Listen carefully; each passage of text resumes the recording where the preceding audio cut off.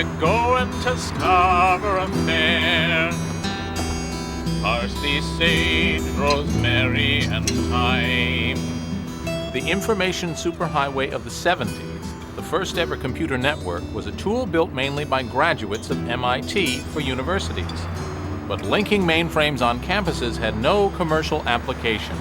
It took the invention of the personal computer to transform it and spread networking from campus to offices and beyond.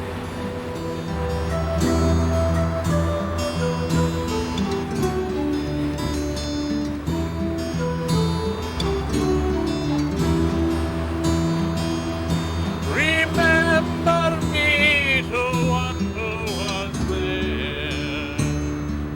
She once was the true love of mine.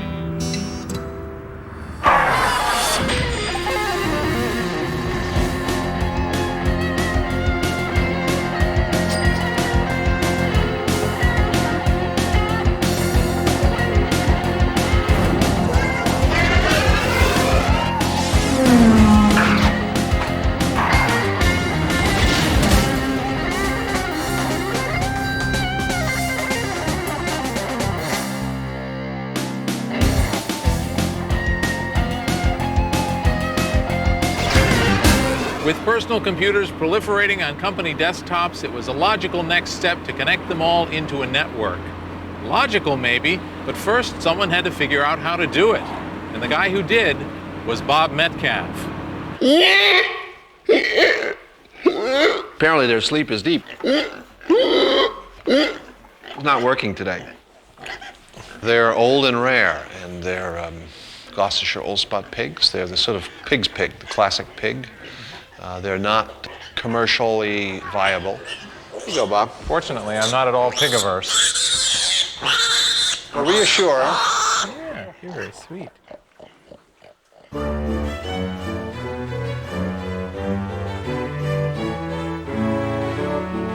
Bob Metcalfe owns a farm in Maine, but we wouldn't call him a farmer. This farm exists to preserve genetic diversity, not to make a living. Bob doesn't need to work. His claim to fame is to be the first computer networking millionaire. How did he do it? It helps to have good parents, and then it helps to work really hard for a long period of time and go to school forever. And then it works to drop, quite by accident, into the middle of Silicon Valley, where you're swept up into an inexorable process of entrepreneurship and wealth generation, and you pop out the other side with a farm in Maine. I hate to oversimplify. Bob Metcalfe started his computer science career as a summer alternative to working at the beach club. I took computer programming courses because my fraternity brothers told me that if I took 6251, which was systems programming, that I could get a job in the summer for appreciably more than I was then getting during the summers as a cabana boy. They have a waiting list because these are really scrumptious lamb chops. He helped build the original ARPA network as a graduate student. And I was at Harvard, miserable and unhappy, looking for research. And I ran across ARPA opportunities to work on the ARPANET. He landed a research job in Silicon Valley, but Bob went from Boston to California via Hawaii. Bob had just finished his PhD. He had taken a job at Xerox PARC. And Bob is a consummate salesman. Imagine this, if you had just gone into a new job, before you showed up for work, you get your boss to send you to Hawaii for 3 months. Bob did that. Bob's career in networking really took off when he got hired here. In the history of PCs, this is the place, the whole enchilada. It's Jerusalem, Rome, and Mecca all rolled into one. Think of anything about PCs. One processor per user, graphical user interfaces, laser printers. It was invented right here at Xerox PARC. And that includes a method of linking desktop computers together so that nerds could share work, software, spreadsheets, printers, and my sister's phone number. Push another button, and the information is sent electronically. The folks to at similar Xerox units PARC around in the the planet or mid-1970s were living in the future. This is an Long before the experimental IBM PC or the Macintosh, now at the Xerox they Xerox invented a research personal system computer developed called the Alto, and there was one on every researcher's desk. We knew as a fact what the world was going to look like 10 years because we had already built it and we saw that it worked. So we knew what to do. First you do this, then you do this, because we did it already. Using technical ideas from both ARPANET and AlohaNet, Bob Metcalfe invented a way of linking PARC's Altos together. People don't get how revolutionary that was, but it was our research goal to put a computer on every desk, let alone every building. So we needed a network that would connect hundreds of computers at hundreds of kilobits per second at hundreds of meters of separation. That was our spec. And out popped a network for doing that at 3 megabits per second among up to 256 computers separated by up to a mile along one big piece of coaxial cable, which we called the ether. Larry Tesler remembers Bob's breakthrough, a technical triumph of bigger bits and smarter packets. It came up a little bit at a time. First, they were able to just send a few signals back and forth, and then a few bytes back and forth, and entire packets, and then they were able to do entire streams of packets. And after a while, it really worked, and they created a lot of Ethernet boards, and everybody in PARC who had an Alto got a board, and we could start using the Ethernet. It was a pretty exciting time. We built computers to sit on everyone's desk and then watched what happened. And so we worked in an economics-free zone, which is a way that research is often conducted, and produced this network of PCs, an internet of PCs. We built our own internet. Call it a paper explosion, or data overload, or asset mismanagement. What's needed is not a new system, but a new concept. This is the Ethernet cable, a passive carrier capable of accepting transmissions from various kinds of office machines and terminals. With the invention of Ethernet, PC networking became a practical possibility. For the PC pioneers, this was the realization of a dream. Well, the whole vision of why personal computers would be a great thing on every desktop and in every home had to do with using them as a communications tool, had them connected together. People thought, gee, wouldn't it be great if we can get these devices to work as a community? And so you suddenly had a device that you really wanted to plug into a network. So they would all work in concert, or at least could exchange messages and share files, and that kind of thing. So the PC really gave birth to the networking age. We suddenly had something that we wanted to network. It's right here. See it? Okay. Attaboy. Bob Metcalfe isn't just a clever technologist. He's also an entrepreneur. When Xerox didn't exploit Ethernet widely, Bob thought he could. So he opened up the directory of Western venture capitalists. Starting in November '78, I started going through that directory, having breakfast, lunch, and dinner with everybody I could find in that directory. Not to raise money, I just asked them how to start a company. In June of '79, I sat down to name my company and ended up calling it Computer Communication Compatibility, 3Com.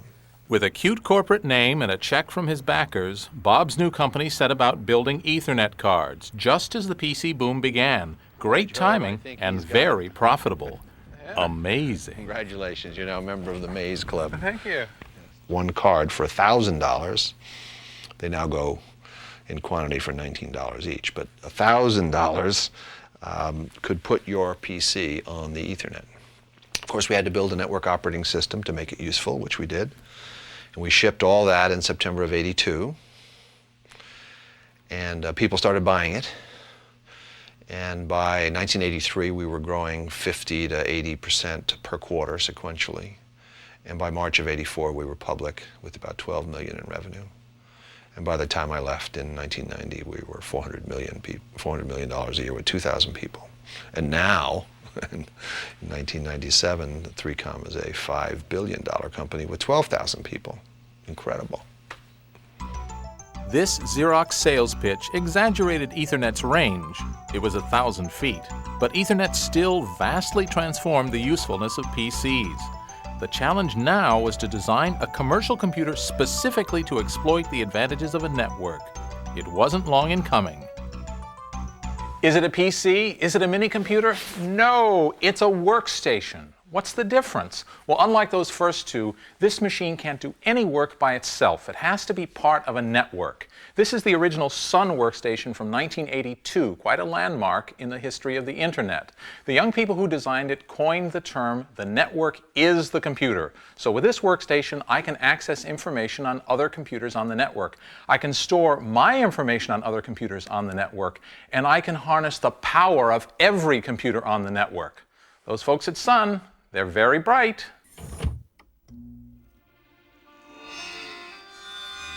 The Sun workstation has become an $8 billion business. When the PC was little more than a high-powered typewriter, workstations had the processing power to meet the needs of Wall Street, NASA, and even Hollywood. Guess where it started? This is Margaret Jacks Hall at Stanford University, one of the most historic buildings of the digital age. 3 companies got their start here. Cisco Systems in the basement, Silicon Graphics on the 2nd floor, and Sun Microsystems on the 4th. Collectively, they must have a market value of, $100 billion. And Stanford University never made a penny from any of them.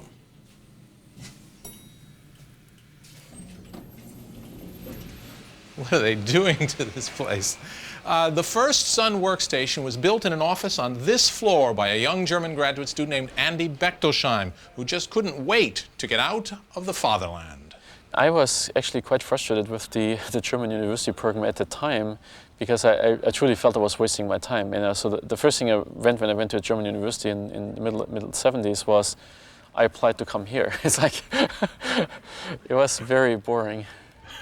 I mean, it was simple things like, we had to sign up for terminals to use a computer, and you can only get 1 hour of terminal time per week.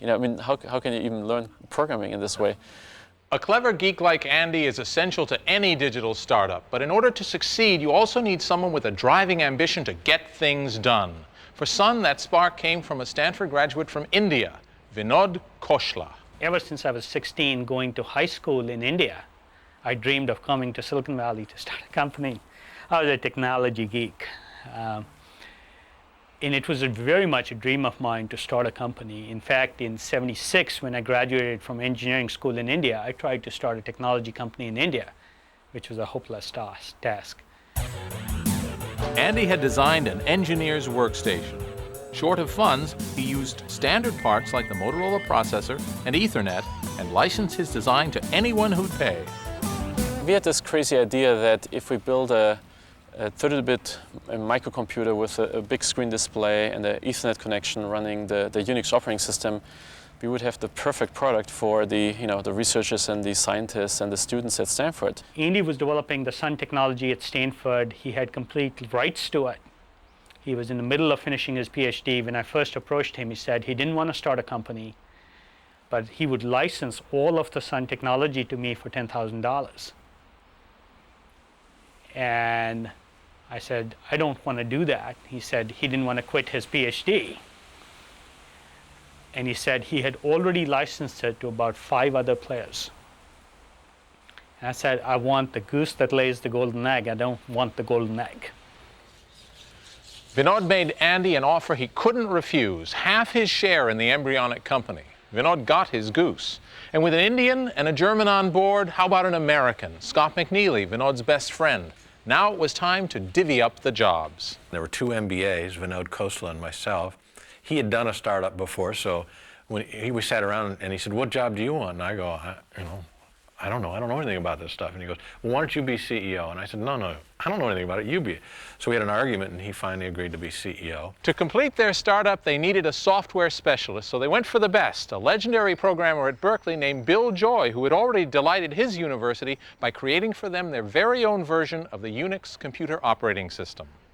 They showed up at my office at Berkeley, and I thought these were like the engineers, and I didn't realize these were the principals. They looked so young and so innocent that I sat them in my corner of my office and made them wait till the rest of the people showed up.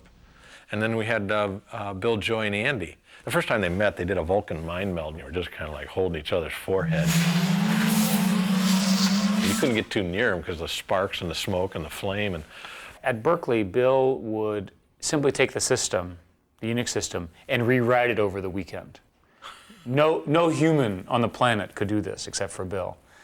And you'd come in the following week and say, what has Bill changed now? And every once in a while, he'd decide to do a new release, and he'd do a release every 3 months. And he would personally read and rewrite all of the code in the system, including all of the applications. Inconceivable today and amazing at the time. So far, this was a startup from a textbook, but for this quartet from America's melting pot, there was still one final hurdle to be crossed: getting funding for their idea. Often this is a nightmare, but for these sun seekers, this American dream was, well, a no-brainer.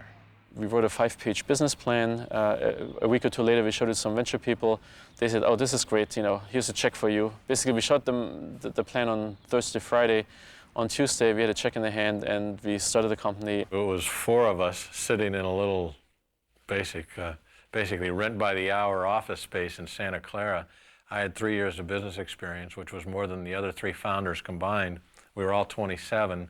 And we got our first load of furniture and got asset tag numbers and tagged one of the chairs asset number 1 and had employee number 1 with all the intellectual property with the cardboard box sit in asset number 1 and took a picture.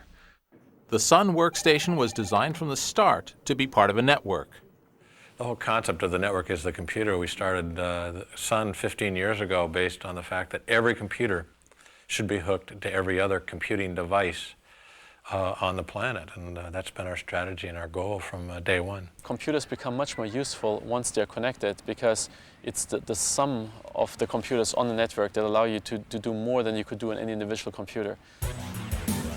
Because Andy had used off-the-shelf software and hardware for his workstation, Sun made a virtue of necessity and based all their products on these open standards. It made them different from companies like Microsoft and Apple, and they've been the champions of open standards ever since. We added openness. In other words, nobody should own the written and spoken language of computing in the same way that nobody owns English, French, or German. Now, Microsoft might disagree and think that maybe they ought to own the written and spoken language of computing and charge us all a $250 right-to-use license to speak English or Windows or whatever they happen to own. On the Stanford campus, computer scientists are known to be nimble, both at juggling and business opportunities. Most networking advances come from graduates in university labs, yet it's the geeks smart enough to exploit their work who have reaped the financial rewards. Sun may stand for Stanford University Network, but Stanford didn't cash in. Stanford never owned a piece of Sun. They did not want any piece of it. I bet they live to regret that. They live to regret that. In fact, the funny story goes, Prime and DEC both looked at the technology, evaluated it, and said they didn't want it. On that basis, I think Stanford decided that it wasn't of much value, and they let Andy own it. Stanford actually had in fact Berkeley had very enlightened, and still do, very enlightened technology perspectives, and that is the student developed that they could take the intellectual property and go out. So Andy, when he created the Stanford University Network, under government grants, as well as help from Stanford, he was allowed to walk out with the intellectual property, or the IP, and start a company with that.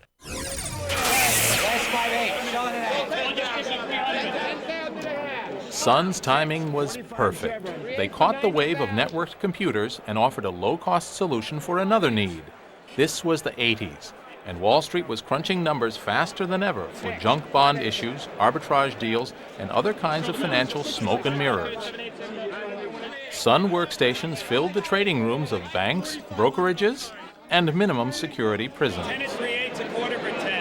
The thing about Wall Street is it's extremely competitive. In other words, if somebody can compute something or figure something out faster than the guy next door, it doesn't matter what the equipment costs, that's what they want. So each trader wanted to have the fastest, highest powered workstation right on the table so to do better trading. And Sun eventually became the dominant standard on Wall Street for trading workstations, not just on Wall Street, actually worldwide. It wouldn't be the last time that Stanford would watch a hugely profitable company ride off the campus.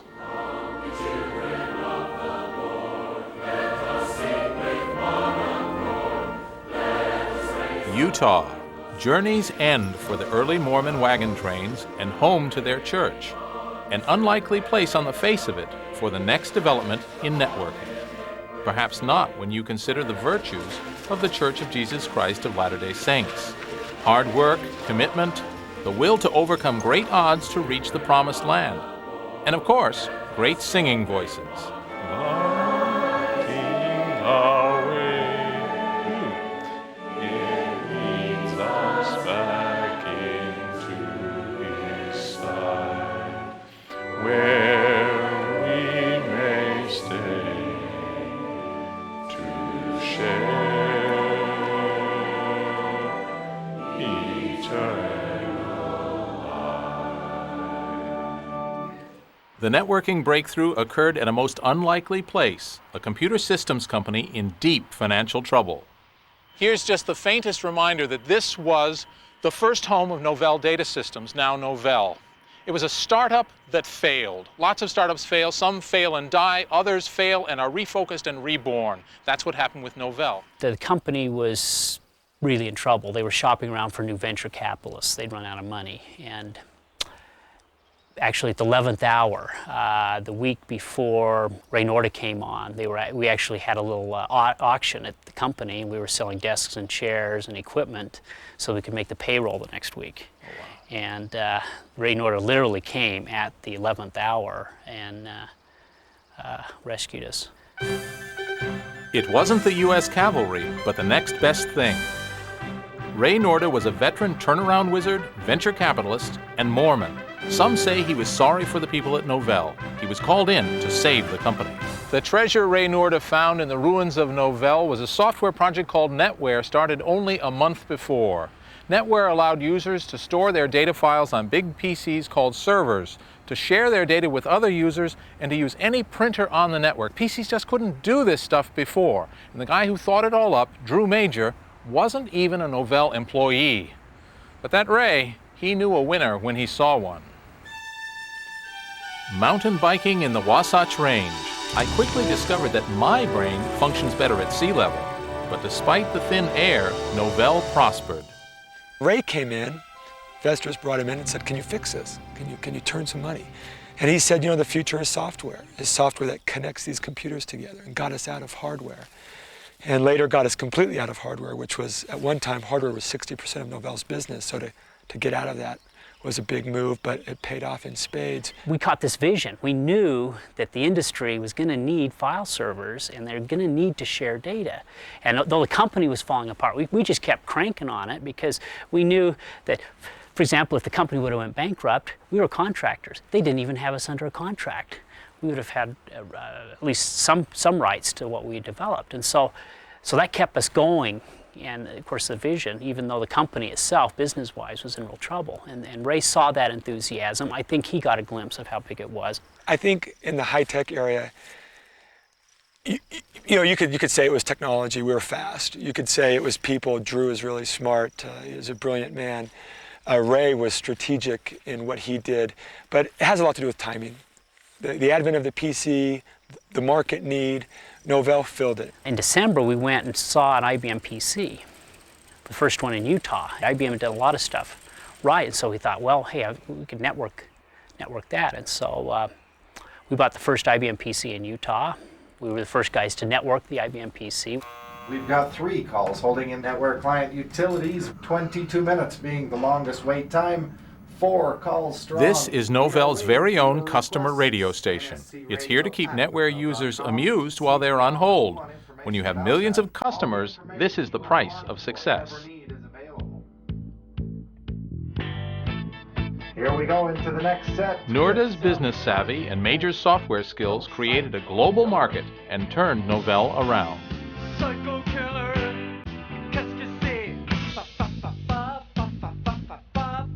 Quite frankly, the thing that's amazed me the most is other people for a number of years didn't get it. They were focusing on other things, the sexy things. This was kind of plumbing, you know, who wants to write a file server, file systems? You know, that's old stuff. That's not, but it was very strategic and very fundamentally valuable for us. They had figured out the most cost-effective way to link a bunch of personal computers together. They had taken a very small part of the problem. They decided we're going to let you share files off disks. We're going to let you attach all these computers together on a network, and we're going to let you share files, and we're going to let you share printers, and maybe send email back and forth, and that's pretty much it. And virtually everyone wanted to do that with their PC network. And they came to utterly dominate the PC network world. And that red box at their height was as common as any logo I can think of. It was the equal, certainly the equal of Microsoft in those days. If you needed a PC network, and the IBM PC and the Intel-based PCs were just growing by leaps and bounds, and we connected them together better than anybody. So ours was the LAN operating system of choice. So everyone here has a trout stream in their backyard? Not everybody, but... The rewards for success in Utah are not so different from Silicon Valley. Well, maybe you wouldn't have a trout stream at the bottom of your Palo Alto garden. Certainly, the guys at Novell have done nicely. David Bradford is their general counsel. He catches the fish here so often, he knows them by name. There's a little beaver maybe coming up the other side. Oh, yeah. So I'm going to time you. How long will it take to catch a fish? It could be 2 casts, but I would guarantee a fish within 50 casts. That's a good cast there. Oh, boy, look at that. Okay, we got. Oh. Did you see that? We lost him, but he was a nice one. In the 80s, no one could catch Novell.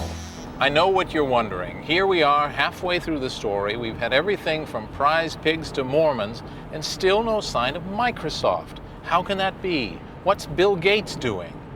Well, time for a flashback. Cue dissolve and archive footage. The 80s were good to Microsoft. Thanks to their partnership with IBM, the money rolled in and the company got bigger and bigger. But it was a love-hate relationship. They loved the royalties from selling all that software for IBM PCs and clones. But Bill Gates hated having to fit Microsoft's plans into IBM's business strategy. One thing that's hard to remember now is that all of us were in fear of IBM, because IBM wasn't just thought of as a hardware company, they were thought of as the everything company. Supplying most of the operating systems in the world's personal computers might be enough for some people, but Bill's always hungry for the next opportunity.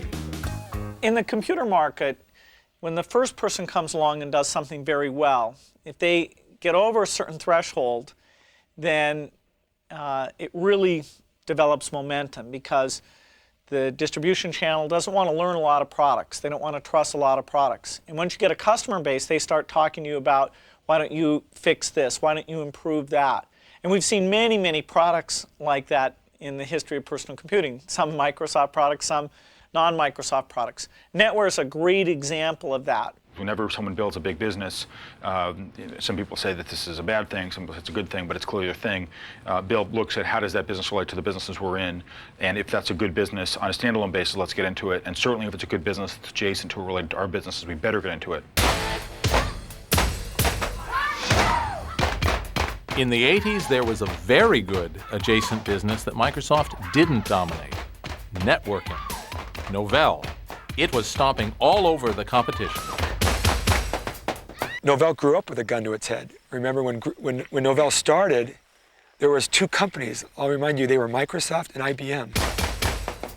Novell was an accident in their minds, a should not have been. And I guess we challenged that. And we're an underdog. We had nothing to lose and everything to gain. One thing about Microsoft is, we're very competitive, and if we don't start seeing results, I mean, Bill makes life tough on everyone. And I mean, I kind of felt bad for the networking guys because, we continued to struggle.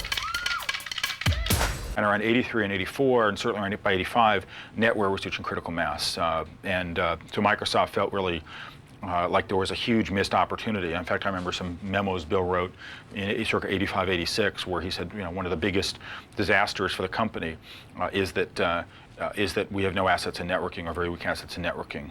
Live from Salt Lake City, it's Brain Share Tuesday morning with Bob and Tina. And now here's Bob, and here's Tina. Jeepers, the sponsor activities last night. Novell had great assets in networking. They even had NetWare conventions and zany NetWare infomercials. While IBM wasn't interested in networking PCs, Microsoft was. So Bill cast his eyes to Utah. Well, Gates was very focused on Novell, and in fact, in 1989 was the first time he contacted us, late 1989, to see if he wanted see if Novell was interested in being bought. Really? So that started 2 episodes of Microsoft trying to buy Novell. We all thought, hey, maybe if we band together, we'll be able to compete and get some portion of the market in a world that IBM dominates. And so that was a motivating factor, both of the times that we sat down and talked. The thing that makes it tough, though, is you get 2 different development sites, and if you have this vision of an operating system, a single operating system that's going to do everything, having those multiple sites and those different visions is tough. But I have to say it's surprising that we never got together. There's a traditional Microsoft tactic. If you can't join them, beat them. Microsoft looked for a partner to line up against Novell. At the time, I mean, we thought that, well, wouldn't it be great to align ourselves with someone else? And we thought that the best partner to compete against Novell, would have been 3Com. And so we actually entered into a kind of a strategic relationship with 3Com that ultimately, didn't turn out very well. But nevertheless, it actually got us bootstrapped and into the networking business. In the late 80s, in our frustration with Novell, we 3Com threw in with Microsoft to unseat Novell in the networking software business. We both went into it with a lot of enthusiasm and a lot of energy. I think we wound up having a business relationship that was cumbersome at best, a technical relationship that was a little bit difficult. And that enterprise met a horrible end in the late 80s. A horrible end, ultimately leading to my departure from 3Com. The cause of Bob's horrible end is still a matter of dispute, but everyone now agrees that Microsoft and IBM had a falling out, and then so did Microsoft and 3Com. What Microsoft failed to tell us was that their relationship with IBM was falling apart at that moment, which came as a big surprise about 3 days after we signed the deal. We eventually separated. I think there was good intent on both companies' part. I frankly, to this day, think we managed the thing very professionally. I know Metcalf has some bitterness about it, but we were both properly looking after our business interests and properly both companies trying to be good partners. And then in 1989, Microsoft announced OS/2 LAN Manager. And I can remember reading the headlines, OS/2 LAN Manager going to put the network operating system out of business. And they predicted by 1991, Microsoft would have 60% share of the network operating system market with OS/2 LAN Manager. And said that Novell's share of the same market would drop to 25% by 1991. Well, by 1991, our share of 50% that we had in 1989 had grown to 75%, and they still hadn't made a dent. So, when that product failed to take off to Microsoft's satisfaction, the middle-level managers at the company there had to blame someone. They blamed us. And so Microsoft double-crossed 3Com and went around us to our own customers with our own product. And so 3Com went into a loss situation, just long enough for the board of directors of 3Com to decide they needed a new change, a new management. I don't think he has a reason to be as bitter as he is. No, I mean, we were 2 companies, 2 growing companies with growing people who are operating the companies, and we attempted to do a business deal together. We attempted to make LAN Manager and sell and attempt to make their products sell. And they committed to selling a certain amount of it with their products, and they weren't able to do that. And I think that he felt that we sort of unfairly got them into the contractual situation. But, it takes 2 people to sign a contract. When I complained to Microsoft about this, I said, why is it doing this? And the guy involved, who I will not name, but the guy involved looked me straight in the eye and said, you made a mistake. You trusted us.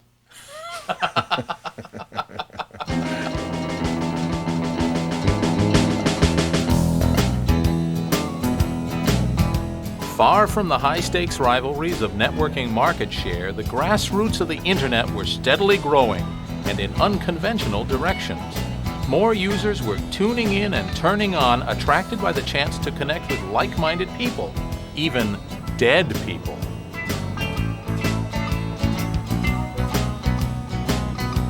No one should underestimate the influence on the development of the Internet of the Grateful Dead. So I got my t-shirt, my VW microbus, and I'm headed out now to see a guy who knows exactly what a long, strange trip it's been to the wired world.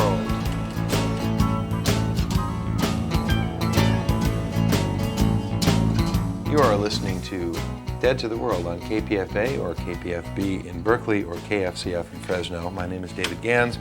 There are a million ways to appreciate the Grateful Dead, and we found a lot of ways to talk about them. One place they talked was in cyberspace. Deadheads could now meet in an online virtual community called the WELL, or Whole Earth Electronic Link. Even a virtual community needs a real computer. The WELL's server was based in Sausalito, California, home of Stuart Brand. You began to get some entities like the Deadheads, the people that were basically following the Grateful Dead, who are not a regional phenomenon at all. And where they became regional was on the WELL. That was their neighborhood. On March 1st, 1986, the Grateful Dead Conference opened its doors, and various people from the net came over and got accounts, and even more interestingly, various people went out and bought computers so they could get online and start talking with us. We're credited with generating sufficient cash flow to keep the WELL going through its early startup days. It was great to see it. It was really, really fun because we were people who had a lot to talk about. Well, I know what its impact was on the WELL, which was it probably saved our butt. How? Well, it just gave us a commercial scale of absolutely dedicated customers all in a couple of months. One fell swoop. Suddenly here's a bunch of people who want to talk to each other all the time. Then tape trading. I would imagine that tape trading is responsible for, 18% of the entire packet traffic on the internet right now. I made that up, Bob. But it's huge. There's a book called The Great Good Place that came along about halfway along in the starting of the WELL, which is about great pubs and barber shops and beauty shops and coffee shops where people go and they just hang out, and it's not work and it's not their house, it's this other third place that they go to just hang. The WELL became a great good place.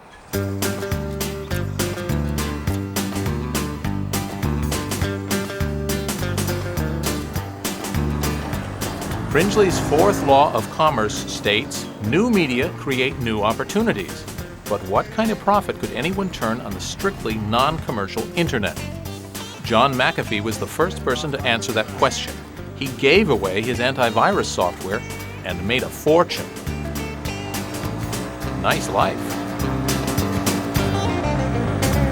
The unique thing about software, which I had thought about, ever since the mid-'70s, is that software production is unlike any other production that preceded it.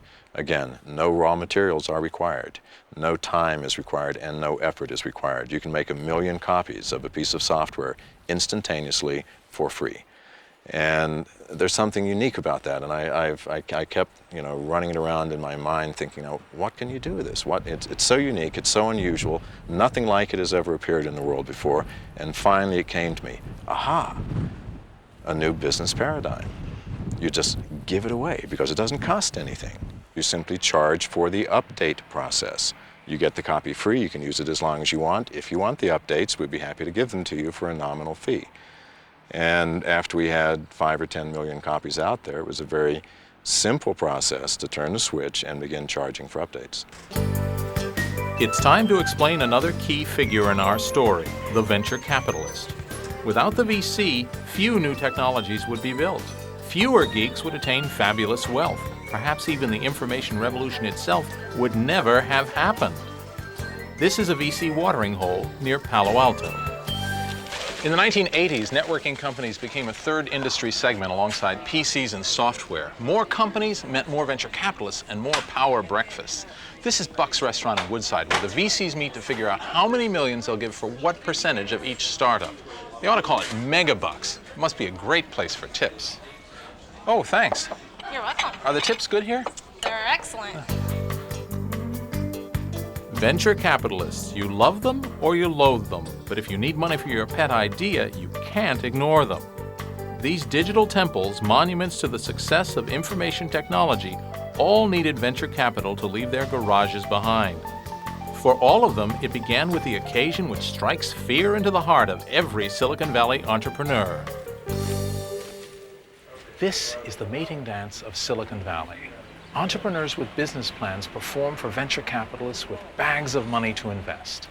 Each needs the other, yet it's the VCs who decide whether or not to mate. They call this dance the pitch, and it can mean the difference between failure and a billion-dollar IPO. Some entrepreneurs do this dance 100 times and never raise anything. Mike and I left because what we wanted to do was to bring electronic communication of information to the world. We are the outsourced messaging service for the internet.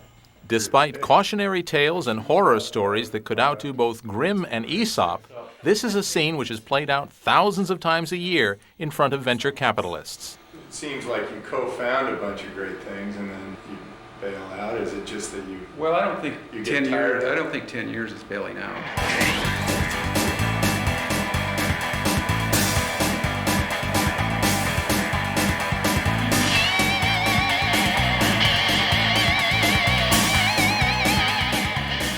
It's horribly repetitive for everyone.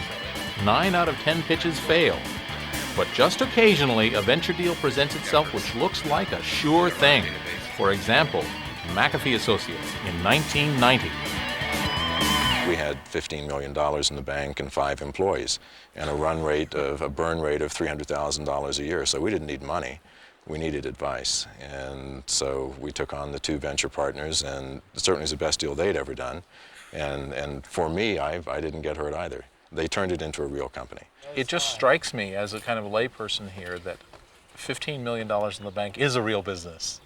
Well, it isn't. It depends on it depends on how you want to measure yourself. Yeah. They invested $10 million, and I believe from my last conversations with TA and Summit that it was the largest deal in terms of net results that they have ever done.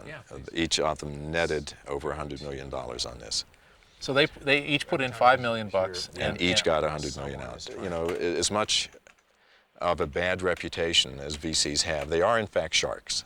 There's no question. But once they're on your side, they're your sharks. They're your sharks. And it's like, wow, you know. So you know, if you struggle with them, and if you can come out, you know, bleeding as little as possible and survive, then you're in Fat City.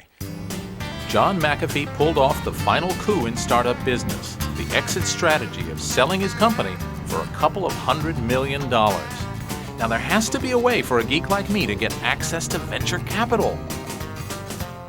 Back in Silicon Valley, there's naturally a very Californian way of conducting business.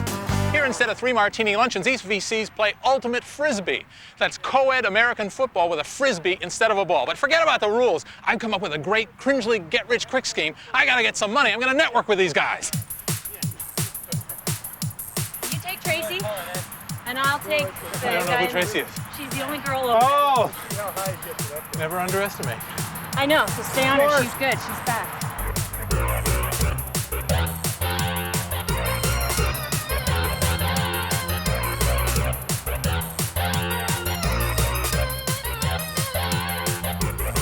As I set out to test my ultimate frisbee skills, I also had ringing in my ears the wise advice of one of the Valley's most renowned venture capitalists, John Doerr. Caesar said all of Gaul is divided into 3 parts. Well, all of risk is divided into 4 parts. There are really 4 risks you've got to look for in every project. The first is people risk. That is, how the team is going to work together. Because invariably, one of the founders doesn't work out and falls out, which is why you want their options or equity to vest. The second risk is market risk. And that's incredibly expensive risk to remove. That's about whether or not the dogs are going to eat the dog food. Is there a market for this product? And by the time you get the product to market, you may have expenses of $1 million a month. You don't want to be wrong about market risk. I'm getting old. I'm getting real old. The third risk that we're quite willing to take on is technical risk. That's about whether or not we can make a pen computer that works, or be the first to commercialize a web browser, or to split the atom, if you will. That technical risk is one we're comfortable trying to eliminate and take on. The fourth and final risk is financial risk. If you have all of the preceding 3 right, can you then get to the capital that you need to go grow the business? And typically you can. There's plenty of capital to finance rapidly growing new technologies that are addressing large markets. Sorry, Bob, your idea sucks. We're not funding it. There's this myth that Silicon Valley companies are always started in garages, but there are other options. The biggest company in the networking business, for example, was started in a living room in this house where Len Bozak and Sandy Lerner used to live. They were Stanford academics, but they were in different departments on different computer networks and unable to send email messages like, "Did you feed the cat?" So they invented a way of networking networks with things called routers. The company they started in 1983, Cisco Systems, today does $10 billion a year in business. Routers created great wealth for the Cisco founders, Sandy Lerner and her former husband, Len Bozak. Their story is a classic nerd saga that started by accident and ended in a boardroom drama that many company founders have experienced to their cost. Was it your love of computers and networking that drew you two together? Or he had great legs, or what? You know, I'll just have to tell you something, and it's so bizarre you'll just have to assume that it's true. Len's mother had done this miraculous job, and Len actually knew how to bathe and eat with silverware, and I was absolutely enchanted. You know, he used to take whisk and like wash his collars and cuffs, which was way more than I ever did, and I just didn't think that a more perfect man could exist. Let's meet Len Bozak and find out about his work ethic. Sincerity begins at a little over 100 hours a week. You can probably get to 110 on a sustained basis, but it's hard. You have to get down to eating once a day and showering every other day, things of that sort, to really get your life organized to work 110 hours a week. And the level that follows sincerity, what do we call that? Commitment. Len was a brilliant network technologist. Here he is, hard at work, in a snapshot from Sandy's Cisco scrapbook. It was do-it-yourself networking. If you wanted it, you had better do it yourself because no one else was going to do it for you. You couldn't buy it. We basically pulled wire through manholes. We pulled wire through disused sewer pipe. We built a lot of things by ourselves. I mean, it was very, very much, at that point, a guerrilla action. We had no money, and we certainly didn't have any official sanction. In the end, I guess the university was kind of allowed not to like it, but they did get a network out of it. The Stanford campus was 16 square miles. In 1984, its 5,000 computers were grouped in their own networks in separate buildings. Like islands, they needed causeways or bridges to connect them into a campus-wide network. We first built some bridges, and then we built some crude routers, and then we built better routers, and that solved for Stanford the same sort of problem that it solved 10 years earlier for ARPA, of how to use a computer anywhere you wanted. On the digital highway, packets are blasting this way and that, going from network to network on the way to their ultimate destinations. At every point where one network is linked to another, there's a box called a router. Think of a router as a traffic cop. Like the cop, a router does three things. It stops traffic, it starts traffic, and it gives directions. So routers keep local packets from leaving their own network and clogging the internet.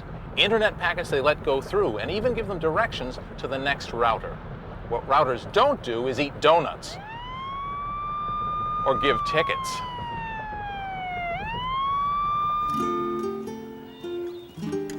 Once Len and Sandy had solved Stanford's networking problem, they saw an opportunity to offer the solution to other users. But Stanford didn't want to do it. And so we kind of really tried to get them to license the technology to these other universities, and they just were not going to do it. And so with tears in our eyes, we took our $5 up to this, Secretary of State's office in San Francisco and made Cisco Systems and took it anyway. So how did you go about it? Well, in the same tradition that anyone else in the Gulch does, you go out and buy a bunch of parts and try and make the stuff, and then go sell it and solve the problems that come up. Len and Sandy's dedication wasn't in question. This archival gem from 1989 may be a little low on production values, but it shows just how single-minded these two were. In part, the result of some fairly unsophisticated. Shut it off.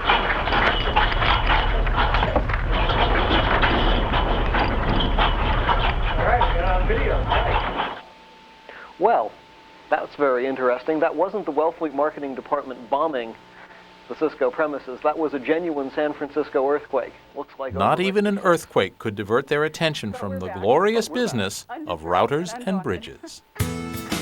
So the Cisco headquarters was their house.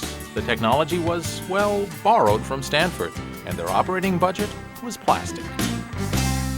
You sort of spend against your credit cards and hope that the checks come in from your customers fast enough to meet your expenditures.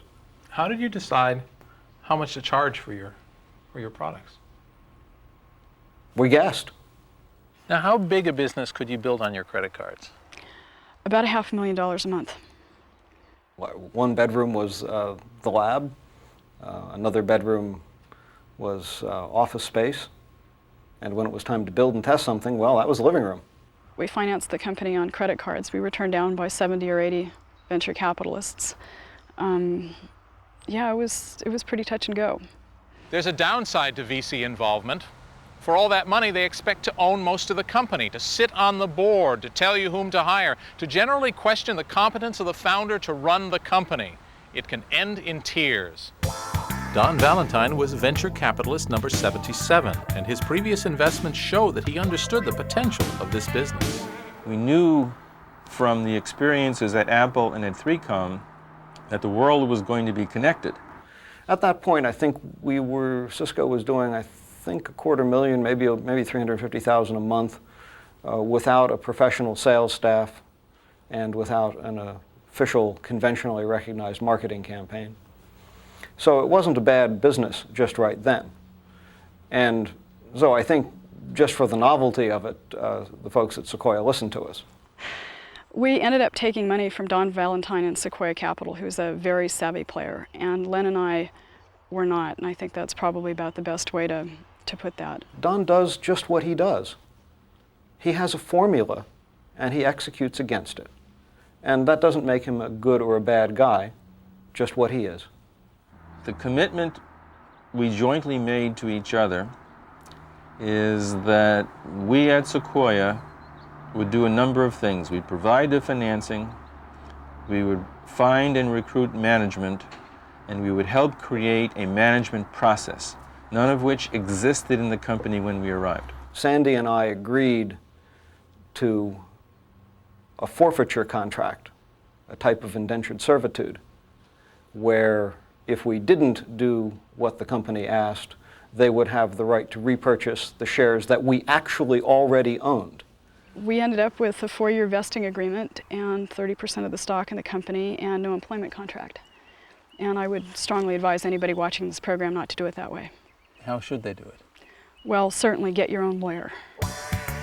Sandy and Len soon discovered what many entrepreneurs before them have learned, that the company you founded is no longer the place you work. It was August 28th, 1990, but who's counting? Okay, and what happened that day? Well, quite simply, I got fired. We had discussed this event, and that sooner or later the venture capitalists always want to get rid of the founders. That's just part of Don's formula. Both were very critical and helpful people to launching Cisco, no question about it. Len is a very, very good technician and recognizes that he has little interest or little ability in management and positions himself accordingly. So in the company, he was the chief technical officer. Sandy,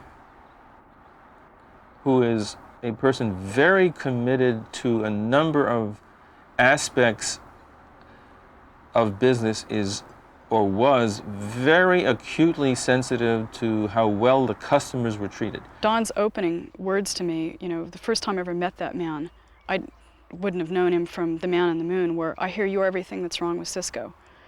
I'm also the reason why there is a Cisco. What went wrong back at the ranch? Well, the end of the story is that one day, with the president, John Mortgage's prior approval, 7 vice presidents of Cisco Systems showed up in my office. We had a reasonably civil meeting in our conference room, the outcome of which was a very simple alternative.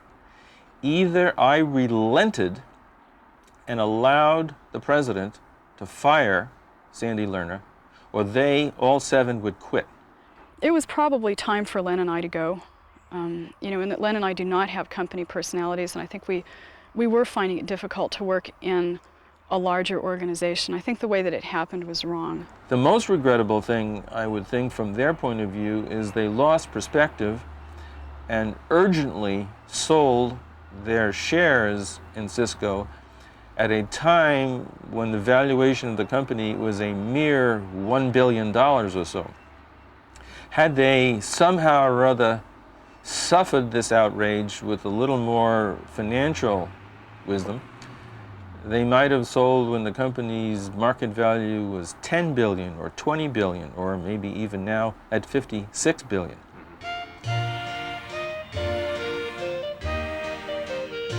The pain of not having $18 billion must be slightly lessened by the pleasure of having $100 million to your name. What to do with all that money? Sandy Lerner's foundation acquired the manor house in the English village where Jane Austen wrote her novels. This came up for sale in 1992, and I, for some very illogical reason, bought it thinking that it would be just a wonderful place for the Center for the Study of Early English Women's Writing. Today, Sandy is also the proprietor of a successful nail polish empire, Urban Decay, which specializes in grunge colors called Bruise, Mildew, and Acid Rain. Whatever would Jane think? Pride and Prejudice or Sense and Sensibility? Len Bozak now runs a Seattle technology company. His charitable donations fund the search for extraterrestrial intelligence. Len is not kidding. He's serious about the universe. Very, very serious. It's one of the most important questions that a sentient being can ever formulate, and that is, are we alone? Either answer, if you could obtain it, is of tremendous import. But you surely do not expect little green men to come and present you with a message.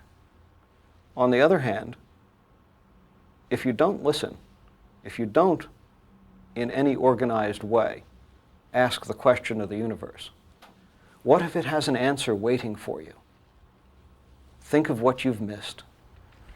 Len and Sandy left the company when it was worth $1 billion. Today, Cisco Systems is worth $60 billion. In the intervening years, Cisco and its competitors went from steady to spectacular to incredible rates of growth, much of it fueled by the next great internet invention, the World Wide Web. And look what became of Len and Sandy's living room.